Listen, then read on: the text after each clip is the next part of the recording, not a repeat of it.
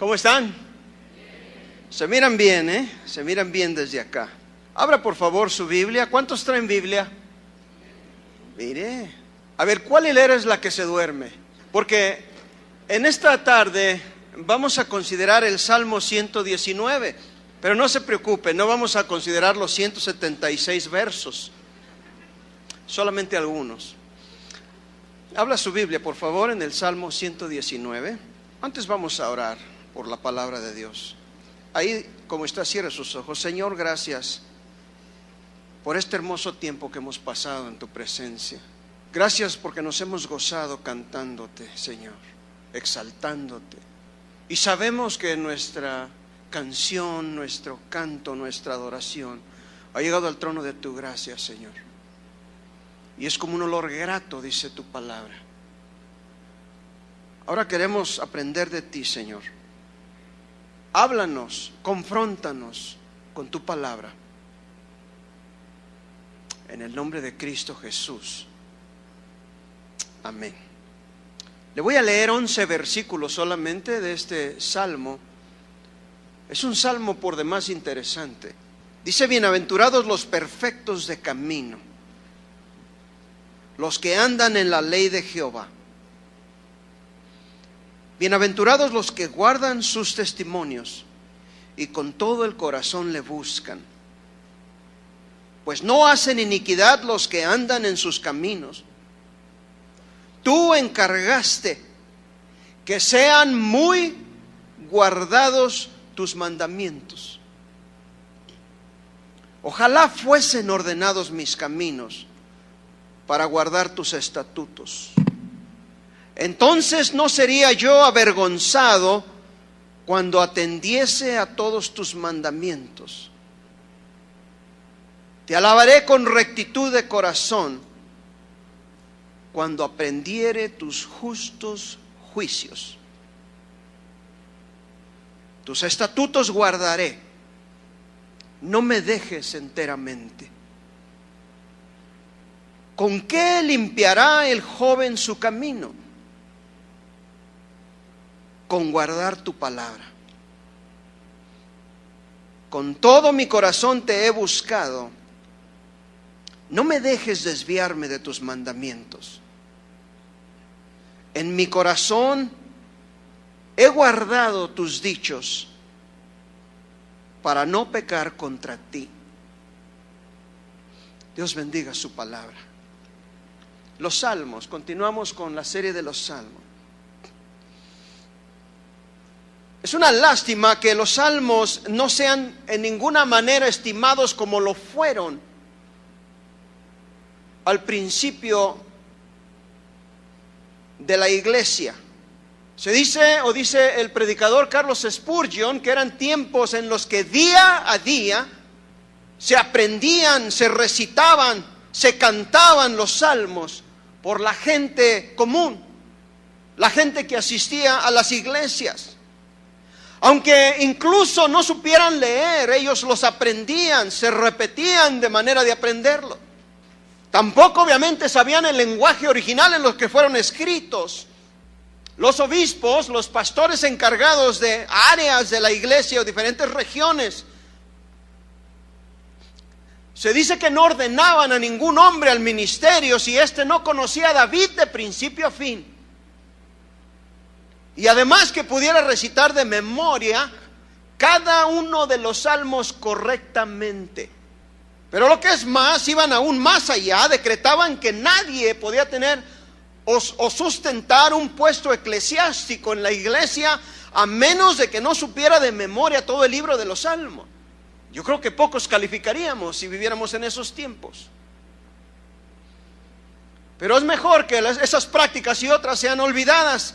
Pero en cuanto a esto que menciono, la historia de la iglesia otorga un registro honorable al hecho de que los salmos tenían una importancia grande en la vida de la iglesia primitiva, la iglesia que empezaba y aún en la iglesia de la Edad Media.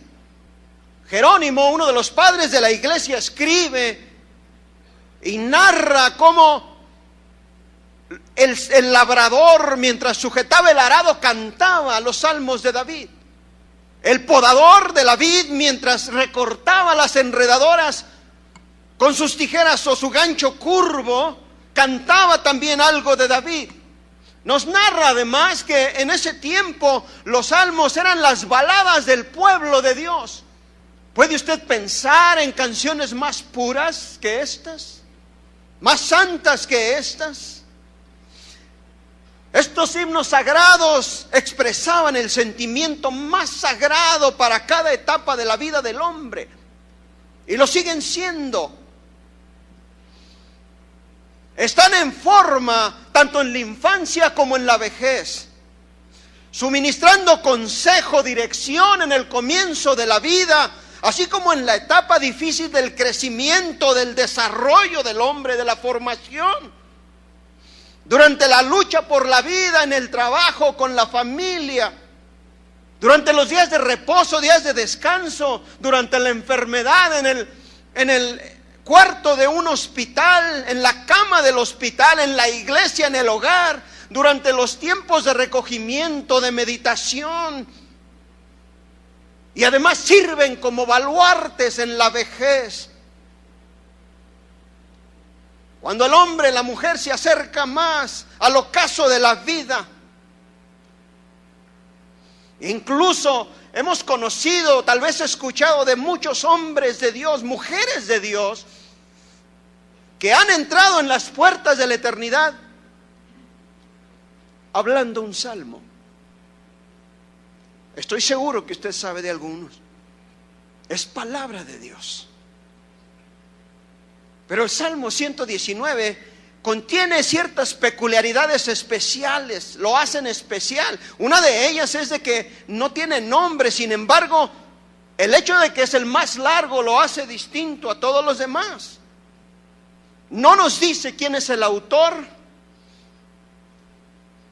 pero como la mayoría de los expertos, y no siendo uno yo mismo, creo que David escribió este salmo porque es davídico en tono, en expresión.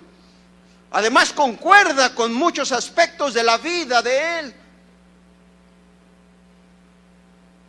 Y cuando uno lee a un autor repetidamente, aprende uno a conocer, a distinguir la forma de escritura de ese autor, ese estilo. Pero mire usted, el tema principal son las excelencias de la ley de Dios. Las excelencias de la ley de Dios.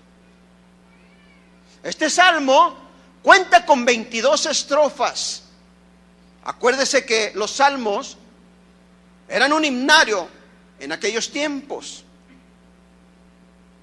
Cada estrofa tiene 8 versículos que están dispuestos en orden alfabético a manera de acróstico, de modo de que cada grupo de 8 versos comienza con una letra distinta del alfabeto hebreo, que contiene 22 letras.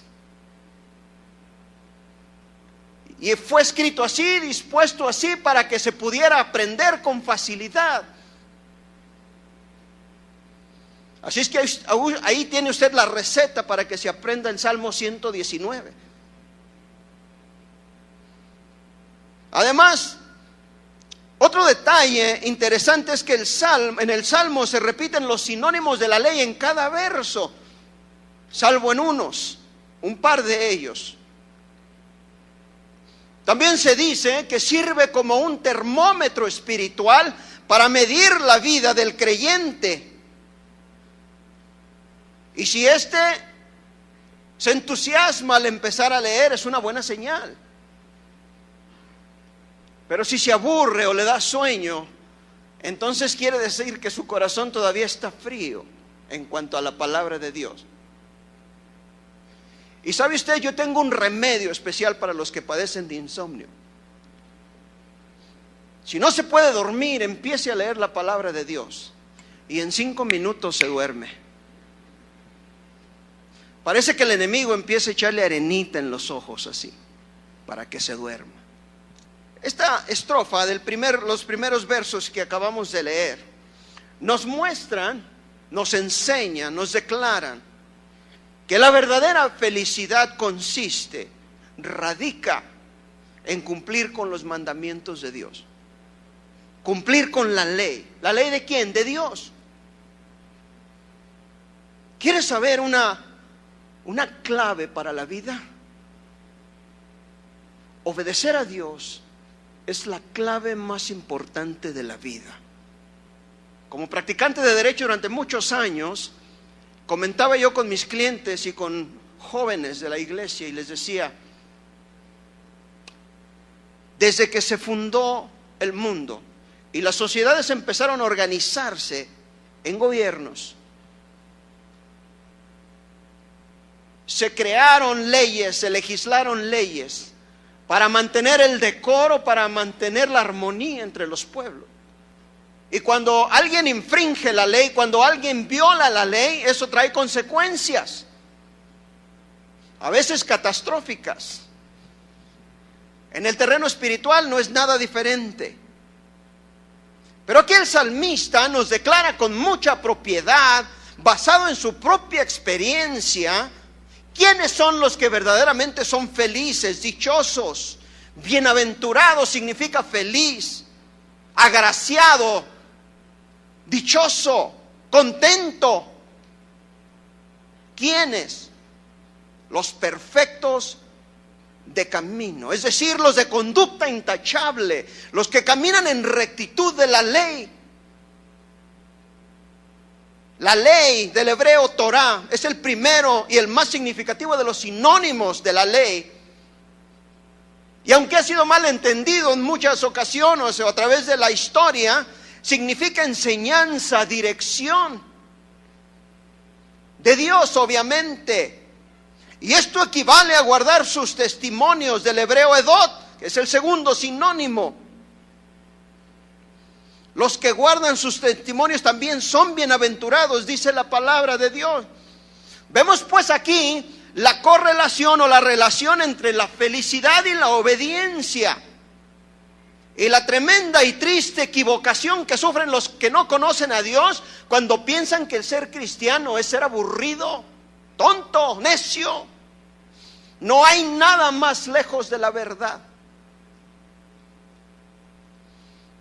El obedecer a Dios, el obedecer sus mandamientos es inteligente.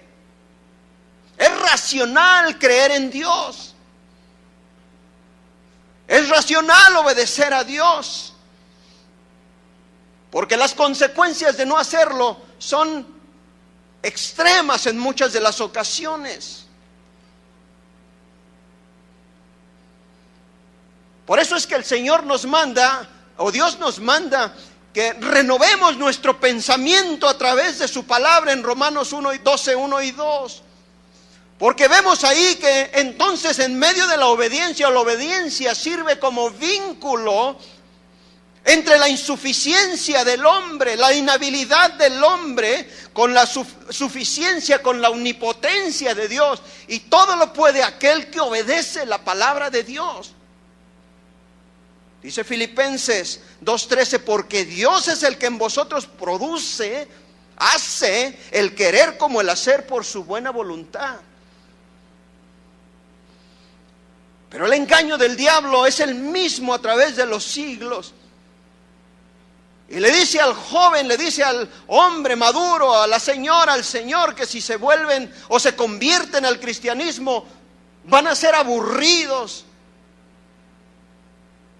Que solamente se trata de no hagas esto y no hagas lo otro, cuando no es así.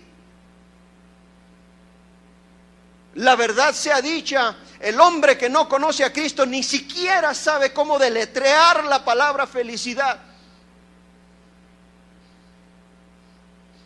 Porque la obediencia y la felicidad van unidas. Pero esto, amados, no es algo que se logra de la noche a la mañana. Esto es un proceso. Es gradual.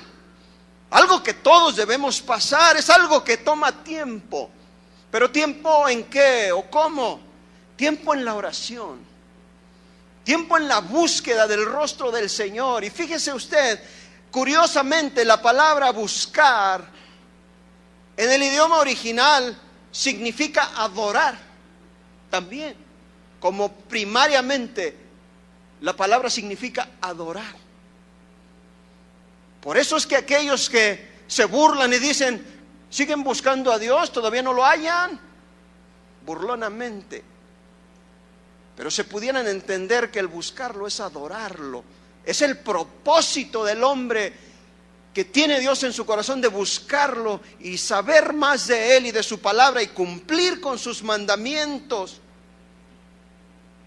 permanecer en ellos, buscándole con todo el corazón.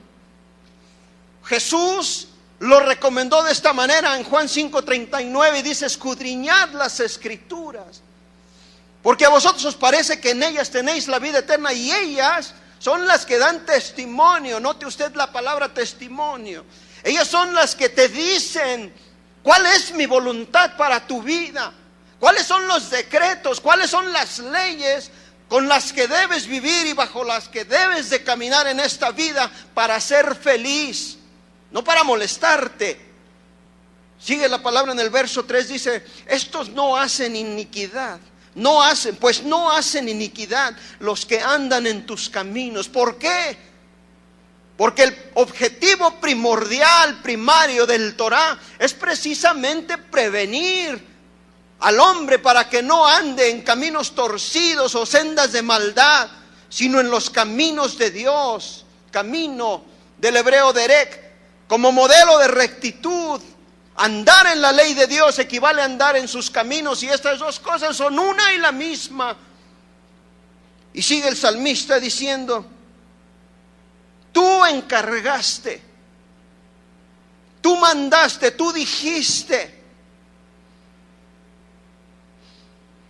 que diligentemente sean guardados tus preceptos. Particularmente expresa la conducta en la vida ordinaria. Y el salmista aquí dice, fíjese usted, que sean muy guardados tus mandamientos. Ojalá fuesen ordenados mis caminos para guardar tus estatutos. ¡Qué consideración acerca del encargo de Dios! Las leyes de Dios están escritas para ser observadas, mantenidas permanentemente. Además, las leyes no son sugerencias. En otra ocasión le compartí acerca de la obediencia y le decía que una ley o un mandato no apela al intelecto, sino que apela a la voluntad. Y nada sucede a menos que usted obedezca o desobedezca. Pero para esto se necesita una conducta, un carácter firme, maduro, estable, sólido. El salmista sabe, reconoce que si adquiere esa firmeza, entonces, siguiendo en el siguiente versículo, dice: entonces no sería yo avergonzado. Avergonzado, palidecer, del hebreo bosh, burlado, desilusionado, confuso, deshonrado, ruborizarse. Y David tenía buena experiencia acerca de eso. ¿Sabe usted? El tentador, el enemigo, quiere que los hombres piensen que tienen libertad tanto para obedecer o no la palabra de Dios, según les plazca o les convenga. Porque él primero engaña. Y una vez que usted ha sido víctima del engaño y cae en el error, lo exhibe. Es traicionero. Y el jueves nos compartía el pastor Julio acerca del error moral de David y cómo sufrió las consecuencias de este error. Cómo fue exhibido. Y le dijo el profeta Natán: lo que tú hiciste a escondidas será hecho a la luz del día con tus mujeres. Y su vida nunca, jamás fue la misma.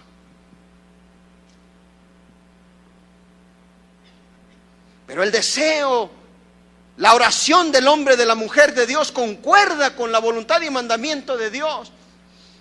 Y cuando Dios levanta, restaura, la vergüenza desaparece porque el pecado ha sido perdonado. Y Él exclama en el Salmo 51 de una manera increíble cómo es restaurado por Dios de su maldad, de su pecado. Pero hay hombres que esperan que por obedecer en algunas áreas de su vida, tal pareciera que eso les compra indulgencias para pecar en otras, para desobedecer en otras. Pero cuando hacen eso, lo único que sucede es que su hipocresía será claramente puesta en evidencia.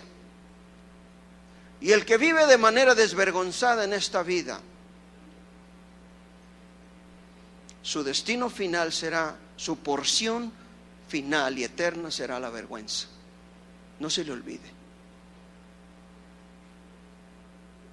Aquel que escoge vivir en vergüenza o en la vergüenza del pecado, su destino final, si no se arrepiente, será la vergüenza eterna.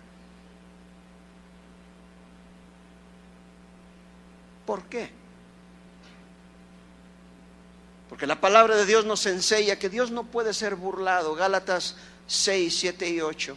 No os engañéis. Dios no puede ser burlado. Todo lo que el hombre sembrare, eso también segará. Es una ley universal que nunca es alterada. Pero continúa el salmista y dice: te alabaré con rectitud de corazón. Con rectitud de corazón. Te adoraré con rectitud de corazón. Y ahora el salmista es movido a adorar a Dios. De la adoración, o más bien de la oración a la adoración, nunca será un camino largo o difícil. Porque todo hombre, toda mujer que busca afanosamente el rostro del Señor para santificarse y terminará siendo un adorador verdadero. Ningún hombre puede ser correcto a no ser que viva recto delante de la palabra de Dios o de la presencia de Dios. Ningún hombre puede ser correcto a no ser que viva rectamente delante de la presencia de Dios. Continúa y dice: cuando aprenda los justos juicios. Cuando aprendiere tus justos juicios. Los juicios de la tierra no siempre son justos. En más de una ocasión tuve que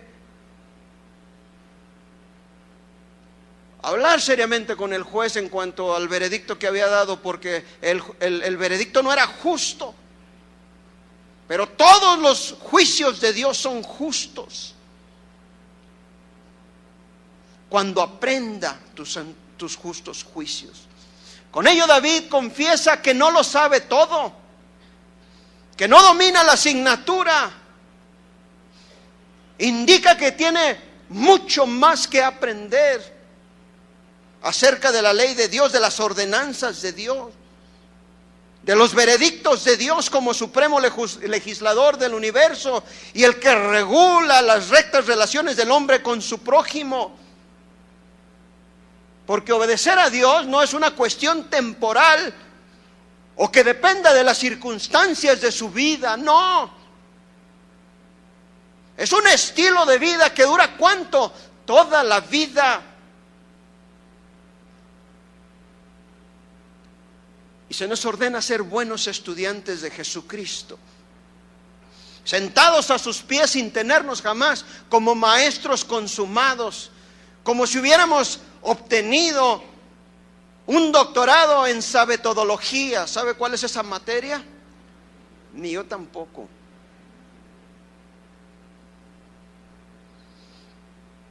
Romanos 12:3 dice: digo pues por la gracia que me es dada a cada cual que está entre vosotros, que no tenga más alto concepto de sí que el que debiera tener. Dijo un sabio griego que mientras más sé, más me doy cuenta de lo poquito que sé y cuánto me hace falta. La palabra de Dios es insondable. Si usted lee nuevamente el pasaje, estoy seguro que encontrará, y Dios en su Espíritu Santo le alumbrará a cosas nuevas y distintas cada día.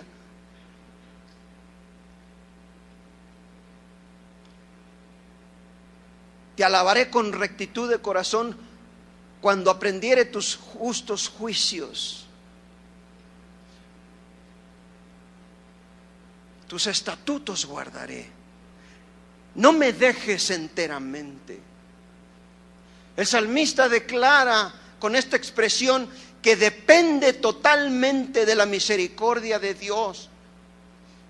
Y le pide, le ruega con vehemencia que no lo abandone completamente, porque separados de Él no podemos hacer absolutamente nada.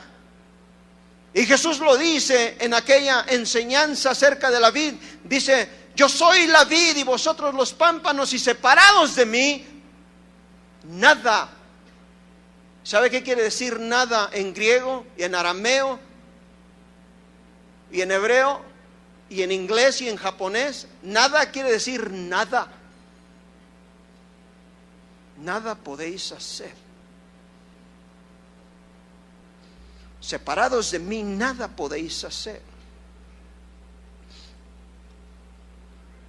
El salmista desea tener siempre delante de él y en su mente y grabados en su corazón los estatutos de Dios, a fin de no caer en la misma situación del pueblo de Israel, que constantemente una y otra vez quebrantaban la ley de Dios. No me dejes enteramente. No me abandones. Pero la siguiente estrofa comienza con una pregunta interesante. ¿Con qué limpiará el joven su camino?, pregunta el salmista. ¿Con qué limpiará? ¿Con qué conservará puro, es decir, su conducta? Es implícito aquí, se da por sentado, se da por hecho que el camino, la vida, el sendero del joven no está limpio, transparente. Es más, nunca lo ha sido. Es una pregunta de enormes proporciones, de gran trascendencia para todos los jóvenes. Nunca se había hecho una pregunta semejante, ni tan propia al tiempo de la juventud, cuando la vida empieza, cuando la formación empieza, cuando tantas miles y tantas maneras el joven, la señorita es tentada y puede caer porque aún no ha adquirido la experiencia, la madurez. Y la respuesta del salmista es sencilla en realidad: con guardar tu palabra. Tu palabra, davar en hebreo, es el término general para expresar la voluntad de Dios declarada al pueblo. El decálogo, o llamado por los judíos las 10 palabras, con lo que los 10 mandamientos empiezan cuando dicen Deuteronomios en Éxodo 21, y habló Dios todas estas palabras. Por eso es que todo israelita que cumple 13 años es probado en cuanto a la ley para ver cuánto ha aprendido. Porque a la edad de 13 años ellos tienen que realizar lo que se llama el bar mitzvah, lo que significa hijo del mandamiento. Esto es obligado a cumplirlos. Vemos pues que la palabra de Dios puede conservar puro el corazón de los jóvenes. Y no sirve nada más que esto, porque ni los moralistas ni las filosofías, por excelsas y augustas que sean, pueden preservar al joven limpio y puro delante de la presencia de Dios. Pero hay jóvenes que dicen: es que yo soy cristiano de abolengo. Desde que yo tengo uso de razón, mi familia es cristiana. Es más, soy hijo del pastor o de uno de los pastores. ¿De veras? Yo no digo mentiras, dicen algunos, no robo. Esencialmente, soy de buena naturaleza. Ni siquiera digo malas palabras, nunca he secuestrado a nadie, nunca he matado a nadie. Pero la palabra de Dios nos enseña que no hay justo ni aun uno. Y que el hombre nacido de mujer, hombre o mujer, no puede justificarse delante de Dios. Todos nacimos infectados de pecado. Por lo tanto, cuando la palabra declara cómo limpiará el joven su camino, apela a que todos y cada uno de nosotros alguna vez fuimos jóvenes. Y es propio y oportuno que limpiemos o que se pueda limpiar el corazón y permanecer limpio desde la juventud. Su alma, su vida necesita ser limpiada y mantenerse limpia a través de la vida. ¿Cómo? Con la sangre de Jesús y la palabra de Dios. Y creo necesario hacer un paréntesis aquí para hablar al corazón de nosotros los adultos. Porque la mayoría de los que estamos aquí tenemos hijos en edad escolar o de escuela, o están en la escuela o están en la universidad. Y nuestros hijos reciben ataques frontales todos los días acerca de su creencia, acerca de lo que les hemos enseñado si es que no han nacido de nuevo. Escuchan en la universidad que la Biblia no es confiable, que es como cualquier otro libro moralista, mientras que la palabra de Dios dice que ninguna escritura, o más bien que toda escritura es inspirada por Dios, útil para redarguir, útil para instruir en justicia. Escuchan que Jesús no es Dios y que no es diferente a ningún otro maestro de religiones. Cuando Jesús, puesto de pie, dice: yo soy el camino, la verdad y la vida, y nadie viene al Padre sino por mí. Nos llaman excluyentes, intransigentes, protestantes, porque protestamos en contra del pecado.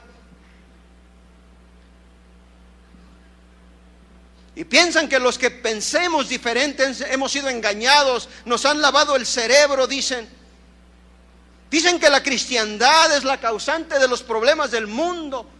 Y nuestros jóvenes son atacados y asediados en su fe, en su corazón, en su mente, con estas cosas. Los profesores de biología se mofan y se complacen en enseñar burlonamente que la vida consiste solo de tiempo y de materia, y que no tiene ningún valor, ningún propósito o significado. Y los que enseñan física dicen que todo el mundo material que se ve, eso es todo. Todo lo que hay y todo lo que habrá. Y que el día que uno muere, ahí se acaba todo, absolutamente todo. Pero la palabra de Dios me enseña en Hebreos 9:27 que está establecido por Dios a todos los hombres que mueran una vez y después el juicio.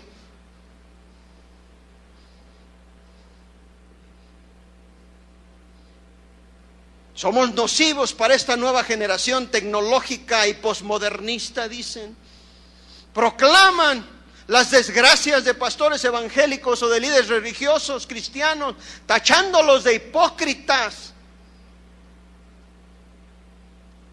Y son asediados. Mi hija me platicaba que todos los días que la llevábamos a la escuela y la dejábamos a la puerta de la escuela, mi esposa le decía: di no a las drogas, hija, di no a las drogas. Sí, mamá, y se iba. Pero después nos cuenta que raro era el día cuando no le ofrecían droga. Lo increíble de todo es que esta era una escuela cristiana. Asediados con droga, con sexo ilícito, 1001 tentaciones. ¿Y cómo pueden nuestros jóvenes compartir su fe si a veces ni siquiera saben en lo que creen o por qué creen?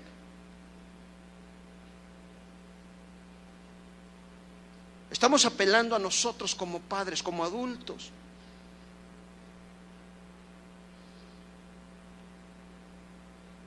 Fíjese una cosa interesante.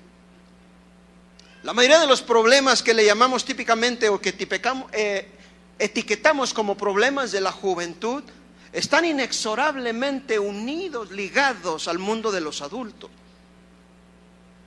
Solo que nosotros, los adultos, somos más sofisticados y sabemos maquillar re bien nuestros problemas. La Biblia le llama pecados. Y los jóvenes, por falta de experiencia, a veces no lo pueden ver. Pero escuche esto: pocos vicios o estilos de vida aberrantes, degradantes, son inventados o promovidos por los jóvenes. La mayoría de ellos son creados, modelados, mercadeados, vendidos por el mundo de los adultos. ¿Quiere pruebas? ¿Quiénes son los que obtienen increíbles ganancias con la idea del sexo ilícito? Los adultos. ¿Qué tal la pornografía? Los adultos. El alcohol, los adultos. Las drogas, los adultos. ¿De dónde saca la señorita que tiene que dejar de comer casi hasta morirse de hambre para tener una talla, para ponerse un vestido de talla 2 o de talla 0? Luego me dicen que hay talla 00. Yo pensé que la gente se desaparecía cuando llegaba a esa talla. ¿De dónde aprende eso si no en el hogar? Con los adultos. ¿De dónde aprenden los jovencitos varones que serán definidos como personas de éxitos solamente por las garras que porten, el carro que tengan o la carrera y el dinero que ganen? ¿De dónde sacan eso si no es de los adultos?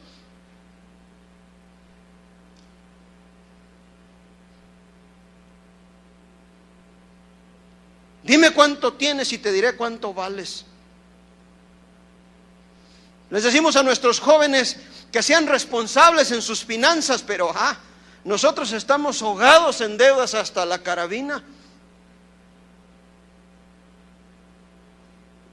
Les decimos que el carácter es más importante que la apariencia y sin embargo abusamos nuestros cuerpos para poder estar en línea.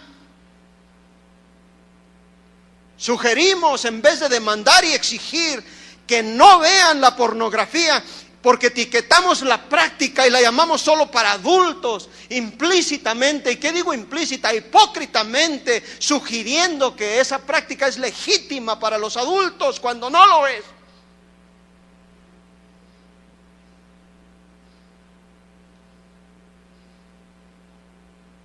Se dice que uno de los diarios más famosos de Londres, Inglaterra, en una ocasión le preguntó a los intelectuales de su tiempo, de su época, que qué creían que era el problema de la juventud. ¿Cuál es el problema de la juventud? Estoy hablando allá por los 1910, 1920. Uno de los teólogos más famosos de ese siglo, el inglés G.K. Chesterton, tomó una tarjeta y la envió con su respuesta y escribió solamente 2 palabras: yo soy. Somos nosotros los causantes del problema de la juventud, sin soslayar o dejar de lado la responsabilidad personal de cada joven, de cada señorita. Uno de los más famosos apologistas contemporáneos dice que el mayor obstáculo para que el evangelio impacte a la juventud, a la sociedad y al mundo no ha sido nuestra inhabilidad para responder a las preguntas de ellos, sino nuestro gran fracaso en vivir lo que decimos que creemos. Si nuestros jóvenes, si nuestros hijos no miran que nosotros los adultos exhibimos, vivimos una vida con un carácter moral recto, apartado, santo, invalidamos todo tipo de argumentos que pudiéramos tener, por muy convincentes o persuasivos que sean nuestras palabras. ¿Sabe usted? Leí de una compañía norteamericana que hizo un sondeo entre los cristianos, entre comillas. Y este sondeo manifiesta que los cristianos no somos diferentes al resto de la población o de la sociedad, especialmente en las cuestiones como el materialismo, los pobres, la violencia intrafamiliar o entre esposos, el divorcio, las segundas nupcias, la pornografía, el racismo, etcétera, etcétera, etcétera. ¿Por qué entonces de repente nos sorprendemos cuando el mundo tiene una idea tan mala, tan negativa del cristianismo?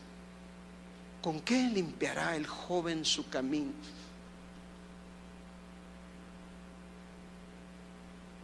No predicamos que la conversión garantiza una conducta perfecta, pero lo que sí necesitamos observar cuidadosamente es la escandalosa desobediencia entre nosotros. Creemos en los milagros y decimos que son esenciales para nuestra fe, pero negamos con nuestros actos y con nuestra vida el milagro de la conversión. Cuando nos comportamos peor que los de afuera. Después de todo, si profesamos que la conversión al cristianismo es milagrosa, un evento en nuestra vida que es sobrenatural por el poder del Espíritu Santo, entonces ¿acaso no debiéramos vivir como tales?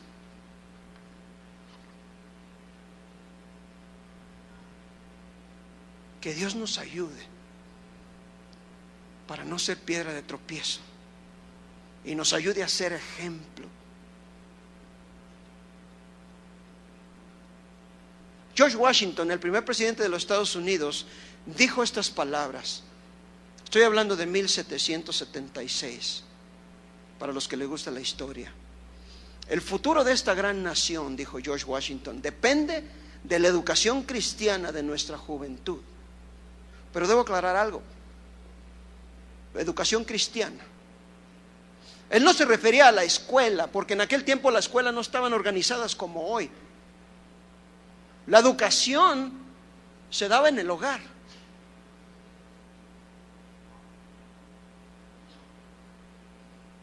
Y hay padres que dejan a sus hijos allá y esperan que en 2 horas que están aquí salgan como la Madre Teresa. Y eso no se puede. Lo que allá enseñan y lo que aquí enseñamos solamente refuerza lo que usted y yo enseñemos en el hogar. ¿Qué está enseñando?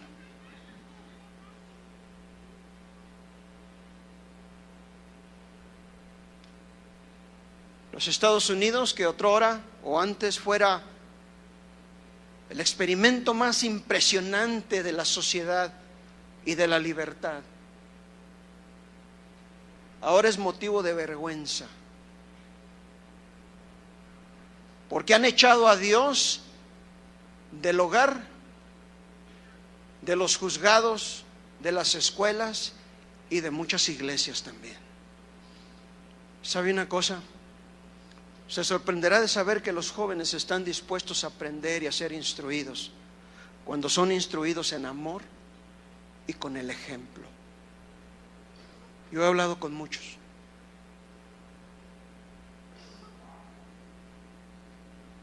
Señor, ayúdanos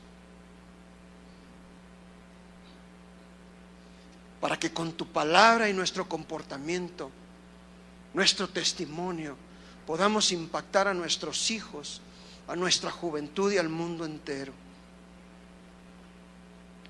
Para eso no se necesita un doctorado en teología o en filosofía, sino un corazón renovado, una mente renovada con la sangre de Jesucristo y santificada con su palabra y sus mandamientos día con día. Continúa la palabra, dice: con todo mi corazón te he buscado, con todo mi ser. Buscado, darash, en hebreo, significa persecución constante, búsqueda, preguntar, adorar, acordar, consultar, cuidar, demandar, escudriñar, hacer, averiguar, indagar, inquirir, mendigar, pedir, preguntar, procurar. Y la pregunta es: ¿le busca usted?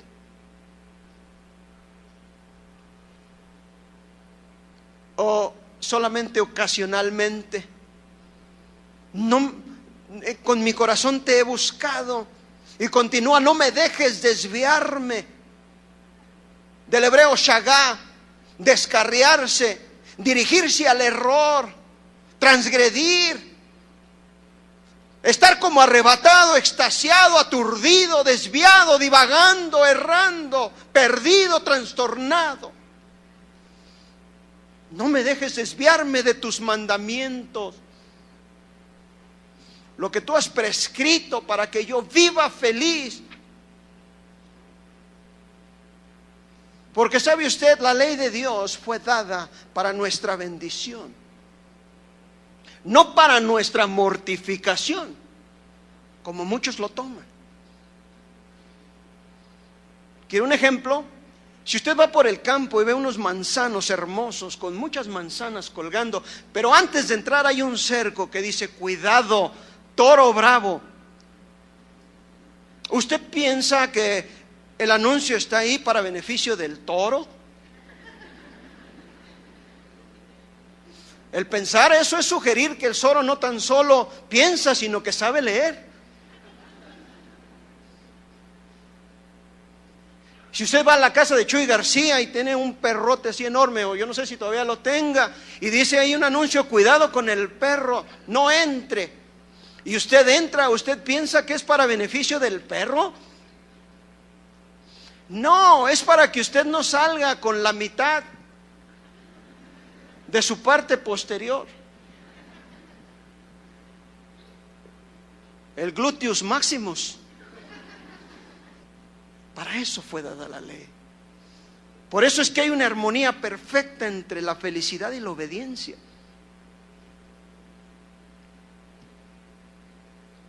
Continúa el salmista diciendo: en mi corazón he guardado tus dichos. Y cuando guardamos los dichos de Jehová o los dichos de Dios en nuestro corazón es sostenido por la palabra, por cuando mantuvimos la palabra en nuestro corazón. Todo lo que Dios ha hablado, todo lo que Dios ha escrito, todo lo que Dios ha revelado, sin excepción, está guardado en el lugar más recóndito del ser del hombre. El centro de su ser, el corazón.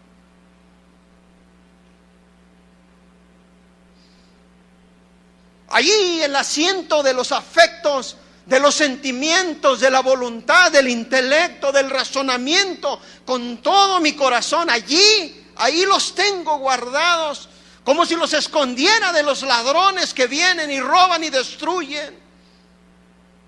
Allí tengo mi afecto, ahí los he guardado, atesorado. ¿Con qué objeto? ¿Solamente para tener conocimiento? No, para no pecar contra ti,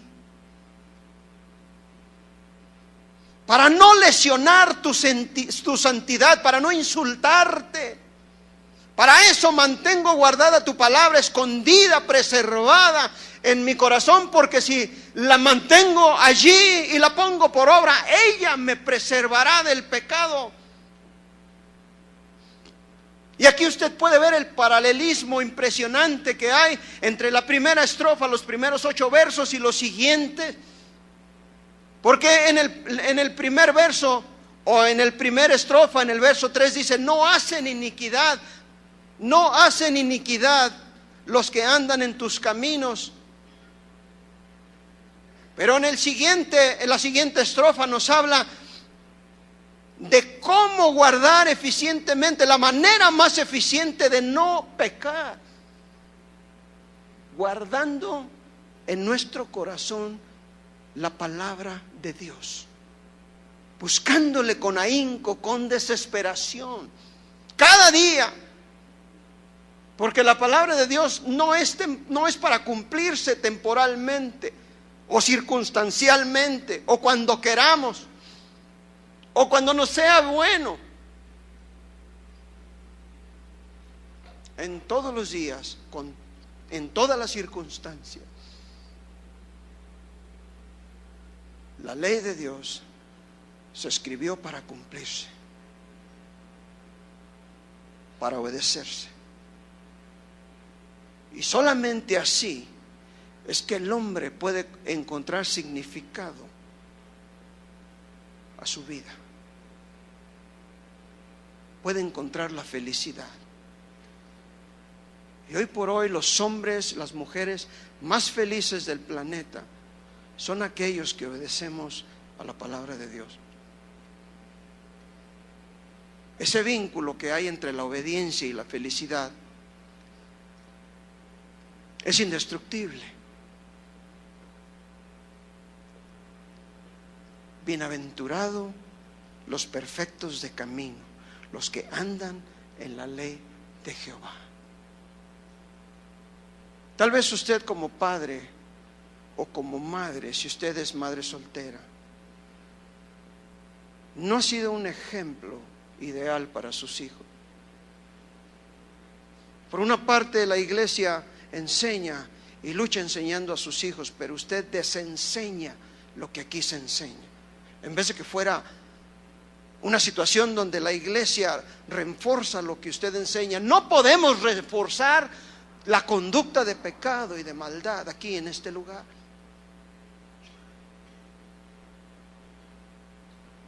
Pero si esa es su condición, Dios es un Dios de amor y de segundas y terceras oportunidades. Y Él quiere que usted y yo seamos completos en Cristo.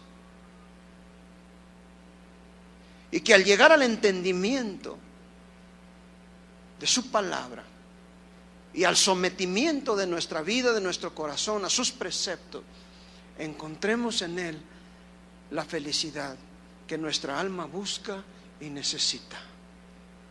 Póngase de pie, por favor.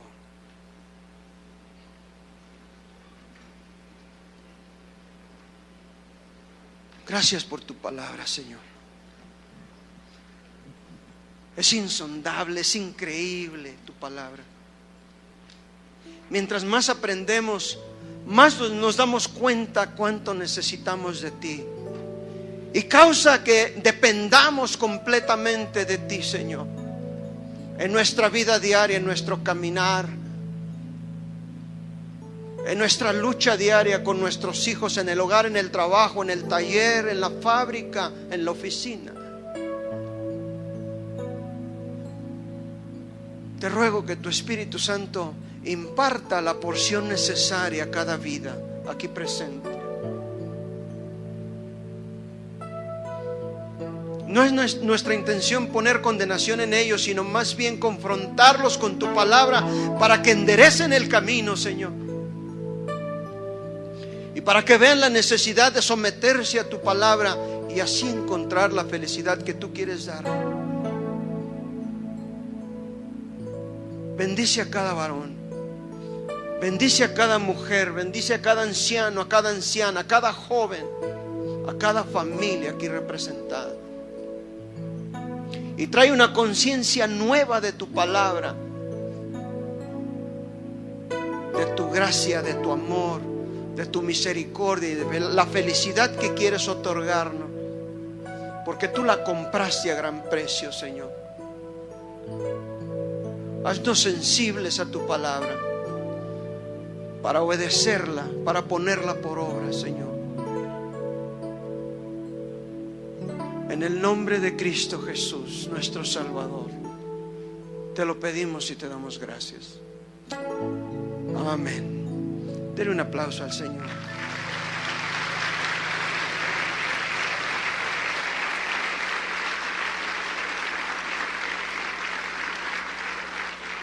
Que Dios los bendiga, hermano.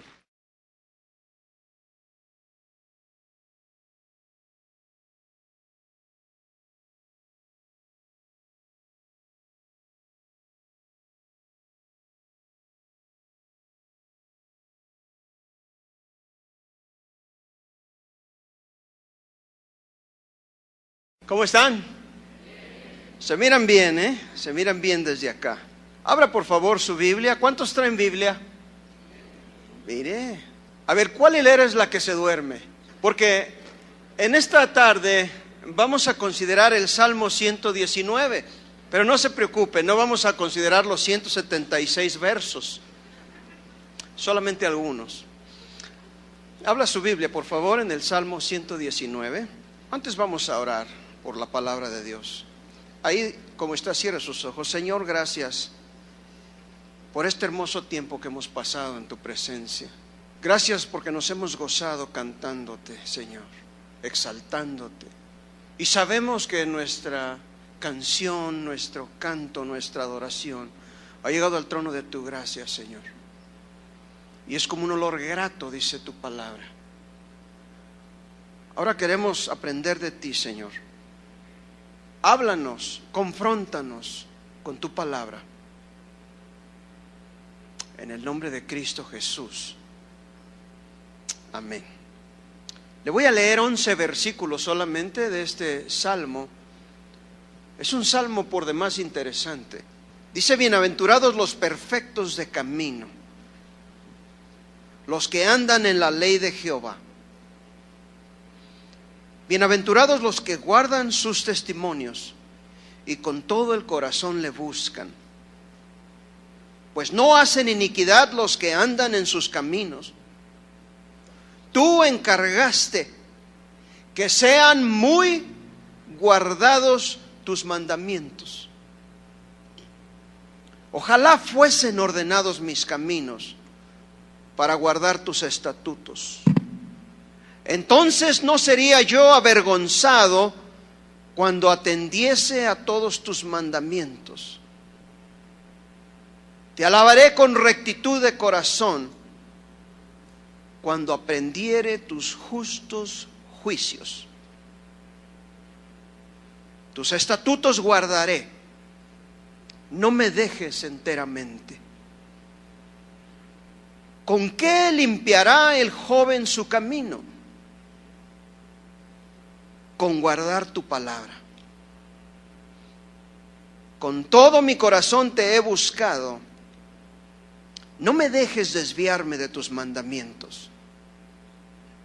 En mi corazón he guardado tus dichos. Un puesto eclesiástico en la iglesia, a menos de que no supiera de memoria todo el libro de los Salmos.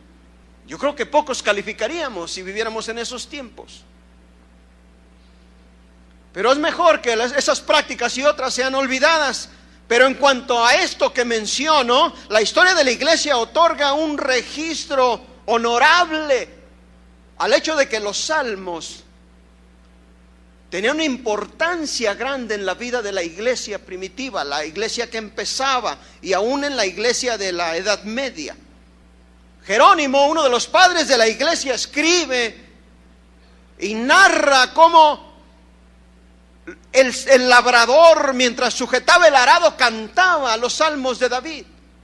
El podador de la vid, mientras recortaba las enredadoras con sus tijeras o su gancho curvo, cantaba también algo de David. Nos narra además que en ese tiempo los salmos eran las baladas del pueblo de Dios. ¿Puede usted pensar en canciones más puras que estas? ¿Más santas que estas? Estos himnos sagrados expresaban el sentimiento más sagrado para cada etapa de la vida del hombre. Y lo siguen siendo. Para no pecar contra ti. Dios bendiga su palabra. Los salmos, continuamos con la serie de los salmos. Es una lástima que los salmos no sean en ninguna manera estimados como lo fueron al principio de la iglesia. Se dice, o dice el predicador Carlos Spurgeon, que eran tiempos en los que día a día se aprendían, se recitaban, se cantaban los salmos por la gente común, la gente que asistía a las iglesias. Aunque incluso no supieran leer, ellos los aprendían, se repetían de manera de aprenderlo. Tampoco obviamente sabían el lenguaje original en los que fueron escritos. Los obispos, los pastores encargados de áreas de la iglesia o diferentes regiones, se dice que no ordenaban a ningún hombre al ministerio si éste no conocía a David de principio a fin. Y además que pudiera recitar de memoria cada uno de los salmos correctamente. Pero lo que es más, iban aún más allá, decretaban que nadie podía tener o sustentar, están en forma tanto en la infancia como en la vejez, suministrando consejo, dirección en el comienzo de la vida, así como en la etapa difícil del crecimiento, del desarrollo del hombre, de la formación. Durante la lucha por la vida, en el trabajo, con la familia, durante los días de reposo, días de descanso, durante la enfermedad, en el cuarto de un hospital, en la cama del hospital, en la iglesia, en el hogar, durante los tiempos de recogimiento, de meditación. Y además sirven como baluartes en la vejez. Cuando el hombre, la mujer se acerca más al ocaso de la vida. Incluso hemos conocido, tal vez escuchado de muchos hombres de Dios, mujeres de Dios, que han entrado en las puertas de la eternidad hablando un salmo. Estoy seguro que usted sabe de algunos. Es palabra de Dios.